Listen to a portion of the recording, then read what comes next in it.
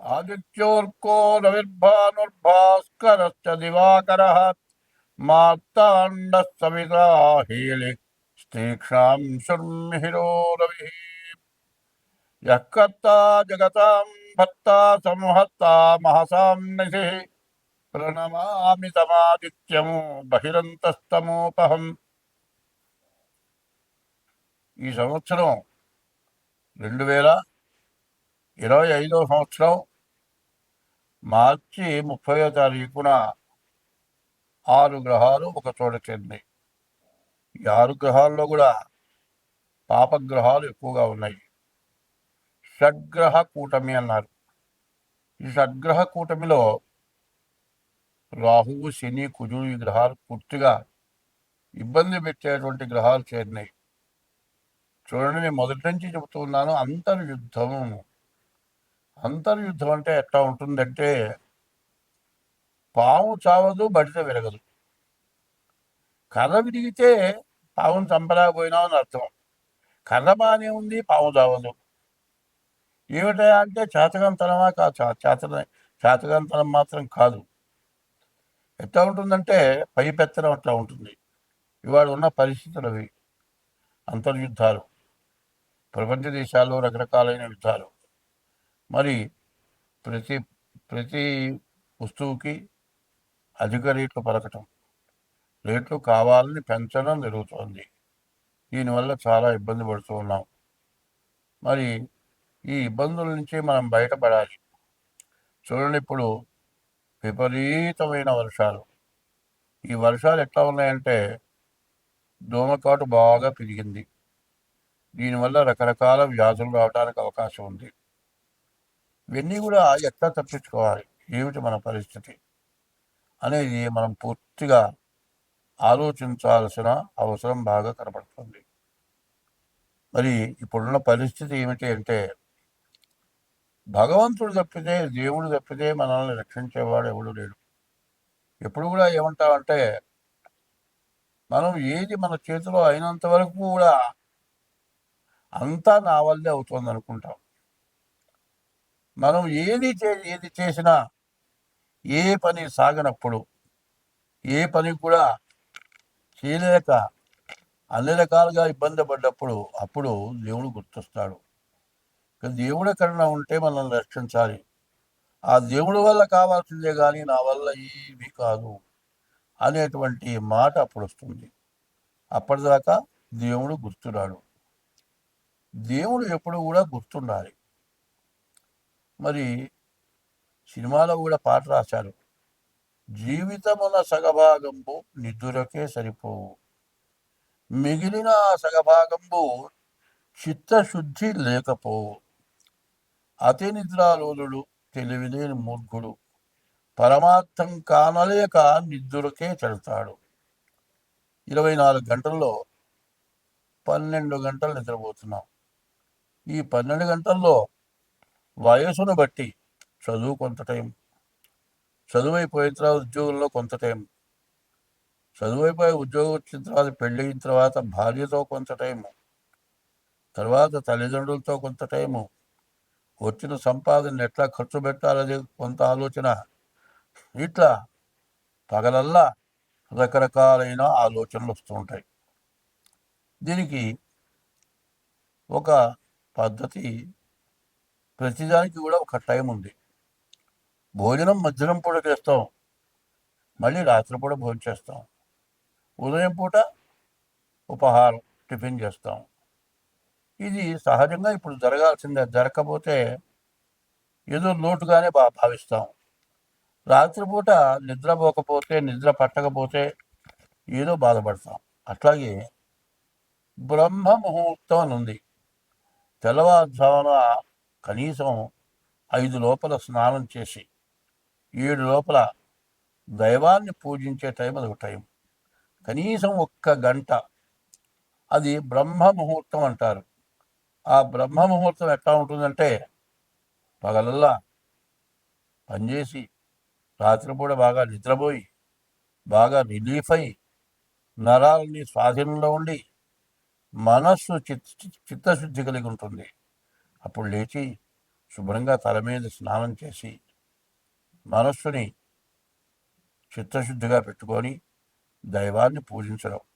తర్వాత 6 గంటలకి సూర్యుడు ఉదయించగానే సూర్యుడికి నమస్కారం చేయటం.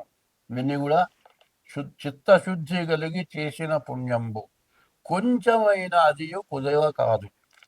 విత్తనంబు మర్రి వృక్షంబునకునంత విశ్వదాభిరామ వినురవేమ అని వేమన గారు చెప్పాడు. చిత్తశుద్ధి కలిగి భగవంతుడిని ప్రార్థించింది కొంచెం కాదు, చాలా పెరుగుతుందట. ఎట్లా పెరుగుతుందంటే, చిత్తశుద్ధి కలిగి చేసిన పుణ్యంబు కొంచెమైన నదియు కుదవగాదు. విత్తనంబు మర్రి వృక్షంబునకంతే. మర్రి విత్తనం చాలా చిన్నది, కాకో గద్దో ఏదో తింటుంది. ఆ విత్తనం తీసుకొచ్చి ఏ గోడ మీద వేస్తుంది. ఆ గోడ మీద పడ్డ విత్తనం మొక్క పెరిగి అది గోడ మీద నుంచి ప్రహరీ గోడ నుంచి కింద భూమిలోకి వెళ్తుంది, బాగా పెరుగుతుంది. ఆ విత్తనం ఎట్లా పెరుగుతుందో మొక్క, ఆ కాకో గద్దలు ఎట్ట వేసినటువంటి విత్తనం మర్రి చెట్టు ఎంత బాగా పెరుగుతుంది. అట్లా మనం చేసినటువంటి 24 గంటల్లో 1 గంట భగవంతుడిని ప్రార్థించినటువంటి సమయం మనకు మర్రి చెట్టు ఎట్లా పెరుగుతుందో ఆ విధంగా మనకు మంచి వృద్ధినిస్తుంది. అయితే అటువంటి వృద్ధినిచ్చేదాన్ని మనం ఏం చేస్తున్నాం, ఆ టైంలో బాగా శుభ్రంగా నిద్రపోతున్నాం. రాత్రి 10 గంటల దాకానో 11 గంటల దాకానో పనిచేసి రాత్రి నిద్రపోతున్నాం.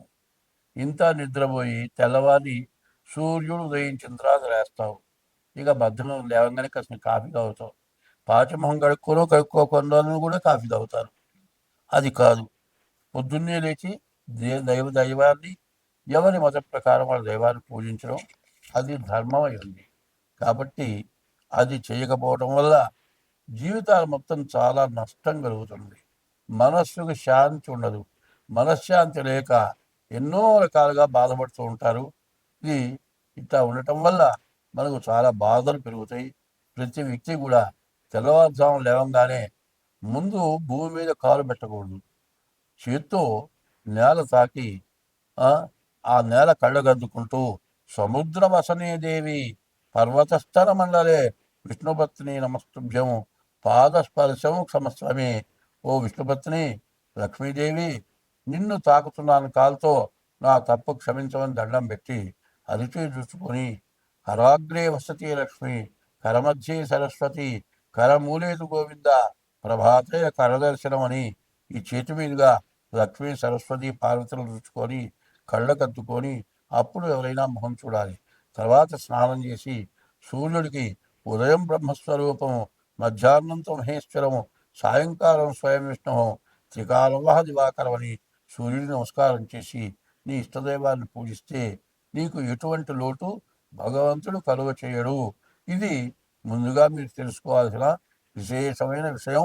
స్వస్తి. ధనస్సు రాశికి ఎట్లా ఉన్నాయంటే 3 లేకపోతే 4. ఈ 3, 4 ఉండేటువంటి లక్షణాలు ఉంటాయి. అర్ధాష్టమ శని ప్రాణకంటకుడు, ప్రాణం తీసినంత పనిచేస్తాడు. ఈ రాశివాళ్ళు అనవసరమైన ప్రయాణాలు కానీ ఏమీ చేయకూడదు.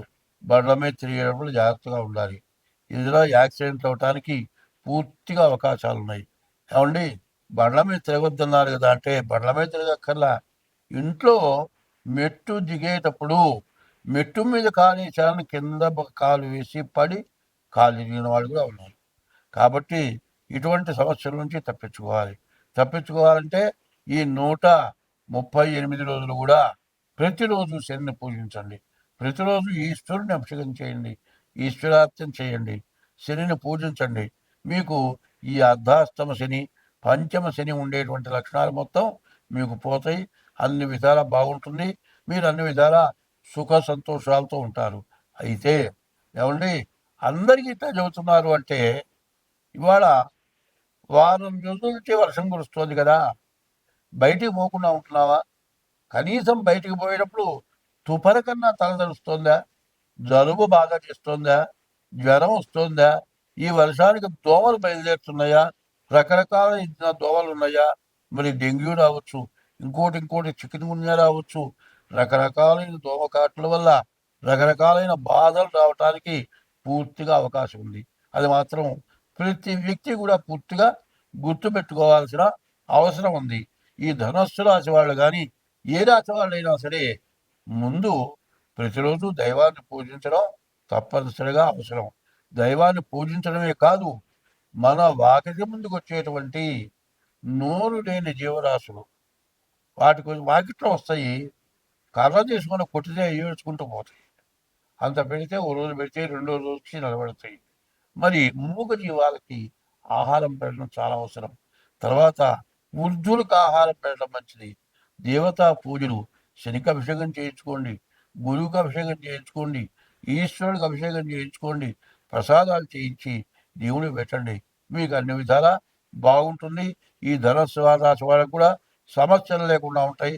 స్వస్తి.